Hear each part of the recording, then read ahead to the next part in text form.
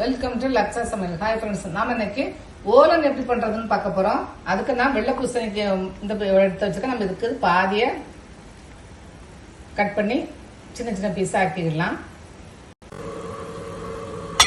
இப்போ ஓலனுக்கு நம்ம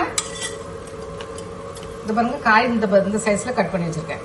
வெள்ளை பூசணிக்காக ஒரு காராமணி ஒரு 2 மணி நேரம் ஊற வச்சுட்டு 3 விசில் போட்டு எடுத்துருக்கேன். கொஞ்சம் நல்லா வந்தாதான் நல்லா இருக்கும்.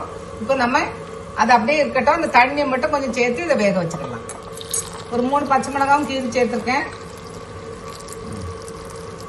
இப்போ நம்ம எல்லாத்தையும் சேர்த்து வேக வச்சுக்கலாம். உங்களுக்கு இன்னும் கொஞ்சம் காரம் வேணா கூட 2 பச்சை மிளகாய் சேர்த்துக்கோங்க. காய் வேகும்போது நம்ம கொஞ்சமா உப்பு சேர்த்துக்கலாம்.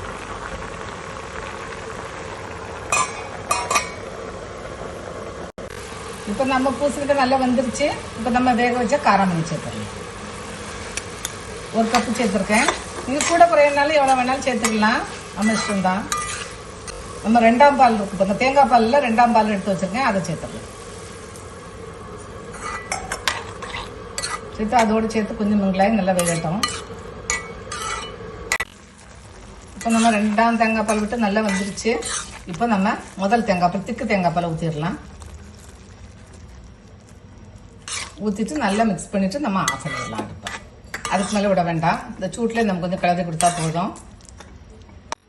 கடைசியாக நம்ம இந்த சூட்டில் அப்படியே கொஞ்சம் கருவேப்பிலை போட்டு மேலே கொஞ்சமாக தேங்காய் எண்ணெய் ஊற்றி விட்டுருலாம். அவ்வளோதான். ஊற்றி கொஞ்சம் நேரம் மூடி வச்சிருங்க. அப்புறம் நம்ம மிக்ஸ் பண்ணி எடுத்துக்கலாம். இப்போ நம்ம ஓலன் ரெடி ஆயிடுச்சு. செஞ்சு பாருங்க. ரொம்ப மைல்டாக தான் இருக்கும், ஆனால் நல்லா இருக்கும். செஞ்சு பாருங்க. தேங்க்ஸ் ஃபார் வாட்சிங்.